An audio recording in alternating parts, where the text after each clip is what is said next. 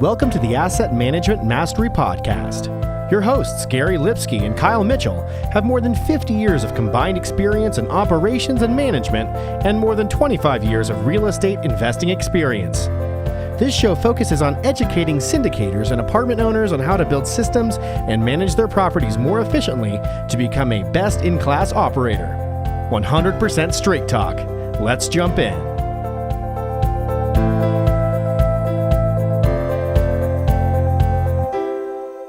Hey everyone, welcome to the Asset Management Mastery Podcast. I'm your co-host Kyle Mitchell, also joined by Gary Lipsky.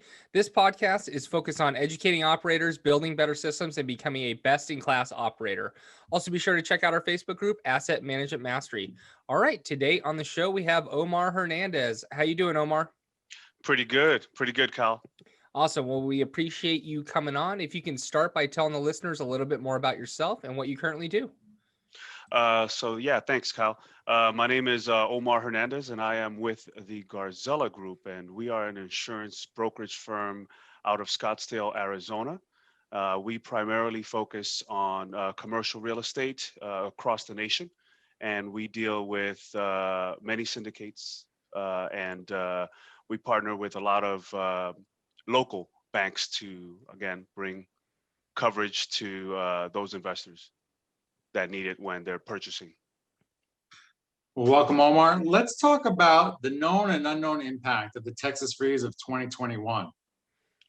Yeah, good question, Gary. So as far as the knowns, with the Texas freeze, we can definitely go directly into what we've heard is the freezing of the pipes, the spoilage loss because of the lack of electricity. So the grid was stretched and stressed.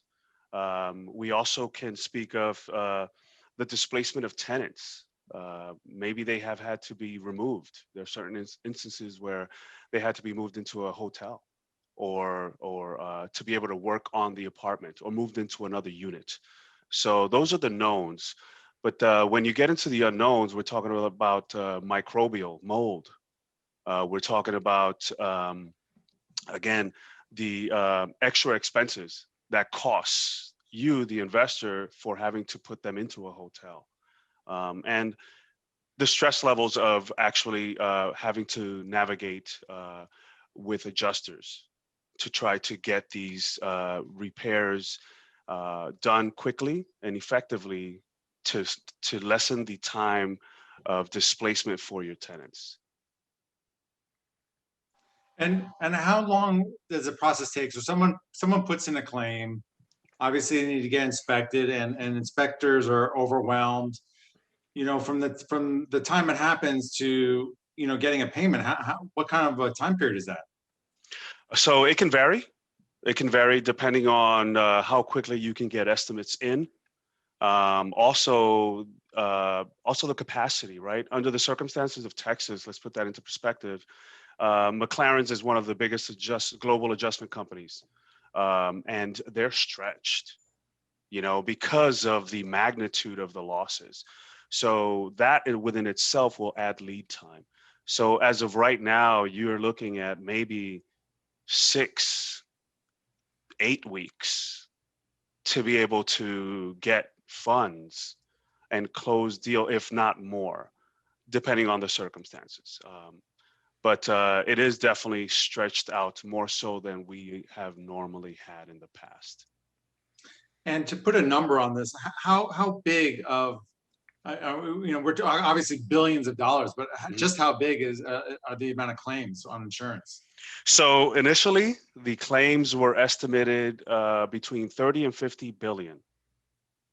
Those numbers have changed drastically, doubling in number. So we're looking at right now, total cost about 150 billion. Of that 150 billion, we're looking at about 130 billion alone for Texas. And so if you put that into perspective, all of the reinsurers like Lloyd's of London, Swiss Re, Everett Re, Munich Re, Sampo Holdings, all of them have been brought in to be able to satisfy these claims and bring us, the insurer or the owners back to whole, right? So it's been a huge impact, huge impact.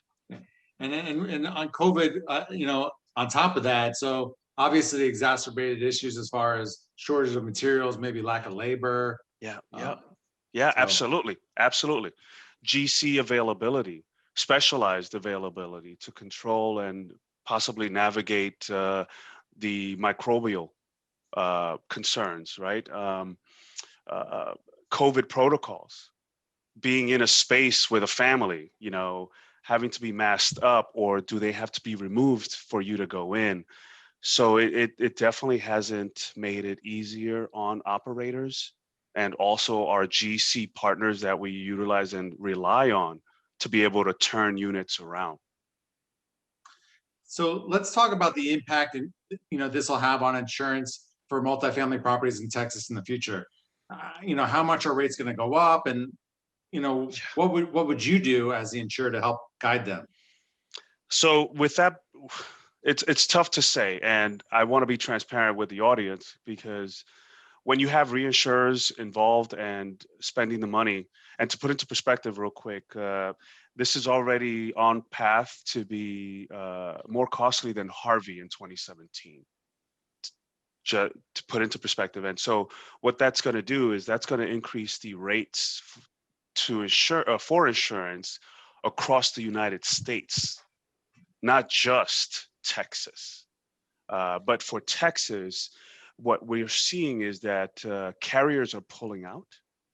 So we're seeing certain carriers are rebalancing their portfolio, and they're readjusting and not writing habitational frame risks right now in Texas. But then there are others that have been on the passive side and now get to come in. So we're going to see a shift in what carriers want to jump in and support the Texas market. As far as dollars, it's difficult to say exactly how much it's going to go up, but I will use an example of Austin. In Austin in 2018, we were writing at a 30-cent rate, which is, let's say, a 10 million opportunity with 100 units. It was about 300 per door. Currently, we are looking at maybe 430 to 470, and sometimes north of that, depending on the age and the crime rates. So we're seeing a huge jump, and we don't know where that's going to be or go. That is a huge impact. And you said it's nationwide. So Yeah, for operators like Kyle and I who operate in Phoenix and Tucson, how will that affect us? as well. It will affect as well, and the rates that we were underwriting before, or the cent rate. We do it at cent rate, and then I convert it to a per door basis for you guys, for the team here. And I can tell you that it is also going to increase by a certain percentage. We don't know, again, the full impact until we have a few months in of getting proposals and really seeing what the carriers are now rating us on. Now, with that being said, it's a factor of reconstruction costs and lack of material and the new tariffs that are being put in on imports. So there's so many underlying variables and components that actually go into that property rate. So what's the big difference between a good insurer and a bad one when it comes to something like this? Now, you mean like resolving of the Texas freeze and how do they mitigate through that or navigate? Yeah, absolutely. Yeah. Okay, fair enough. So with that being said, most insurers that we deal with are A-rated, because we deal with most of the institutional loans. So they're pretty much on same par. When you get to lesser than A-rated, you get into issues with do they have enough funds? But in our market, and if you're doing an institutional loan, you're pretty much okay. It's just more in the process handling And that's where the McLarens of the world come in. Or if it's a Travelers, they have their own adjusters that they send out. So processes and relationships are the keys there. All right. And what are the big lessons learned from multifamily owners in Texas and perhaps nationwide in regards to weather and utility issues going forward? Yeah, that's a big one. So putting into perspective, we're looking at the climate change. The climate change is going to continue. We now know this. In Texas specifically, it was it just stressed that grid, that electrical grid. And I think the biggest lesson learned is how is Texas going to prepare for what has already shown itself? We now know that it will be possible for Texas to get freeze, to get inclement weather to the point where it's going to possibly shut the state. So electrical grid needs to be revisited. The distribution of energy, maybe even let's go a little hidden and unknown, ordinance and law, something that we now have to incorporate maybe higher. Is the piping code going to change? Possibly. Insulation possibly going to change. So we don't know where it may go to protect Americans in Texas. All right. I'm going to pass over to Kyle to bring us home. All right, Omar, what is your asset management superpower? Asset management superpower. So I would say that for me is the ability to take into account my investors, me being one myself at a lower level. And I'm always thinking NOI, and we need to drive that up by mitigating our expenses. And that's where my power comes in, when I can show a 20 to 30% savings in premium without sacrificing coverages. And or as I insert myself into the company, which I believe I become an asset and I want to be part of my clients, I want to be able to contour the policies to their business practices and needs. So increasing NOI would be my my asset and superpower. Awesome. And I know that you have helped us increase our NOI. So I do highly suggest everyone reach out to Omar and Garzella Insurance. You know, the thing I love about them is they are relationship driven, and we've been able to build a good relationship with them, and they work with you on each individual property and get you what you need, you know. So, you know, even with insurance going up, it has gone up for our properties. Omar's been a real big help to us, and as far as, you know, managing it and getting them down as far as possible. So we really appreciate that, Omar. Anytime. And that's thank you for the partnership as always. I appreciate absolutely. you guys. If you can tell the listeners where they can find out more about you. Yeah, absolutely. You can find me at Omar at GarzellaGroup.com. I'm also on LinkedIn, Omar Hernandez. Lion, King of the Jungle is what I say. But yeah, Omar Hernandez on LinkedIn, and at multifamilyriskadvisors.com.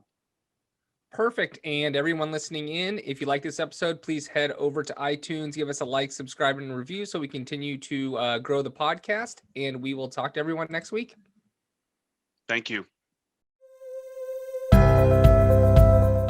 Thanks for listening. If you enjoyed the show, please go to iTunes and leave a rating and written review to help us grow and reach more listeners.